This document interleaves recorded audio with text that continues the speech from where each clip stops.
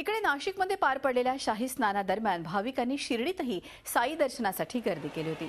4 शाही परवड्यांच्या कालावधीत साईबाबांच्या गंगाजळीमध्ये भाविकांनी 9 कोटी रुपयांचं भरभरून दान दिलंय। याच दानपेटीत 8,70,00,000 रुपये आणि 14,39,000 सोनं आणि 3,77,000 चांदीचा समावेश आहे। शिर्डीत नाताळ आणि नवीन वर्षात भाविकांची सर्वात जास्त गर्दी दिसून येते। त्या कालावधीत जेवढं दान बाबांच्या झोळीत पडतं तेवढंच दान या शाही परवड्यांदरम्यान जमा झालंय। आज एकूण चारही परवानीमध्ये 8,85,00,000 रुपयाचं डोनेशन प्राप्त झाले होते। त्यामध्ये डोनेशन काउंटरवर 1,72,00,000 रुपये, चॅरिटी बॉक्सेसमध्ये 6,95,00,000 रुपये आणि सोन्याच्या स्वरूपात 14,39,000 रुपये आणि चांदी 3,77,000 रुपयाची। शिर्डी साईबाबांना आपण जे काही दान वगैरे देतो ते हे श्रद्धेने देतो आपण। त्यामागे श्रद्धा हीच खूप महत्त्वाची असते।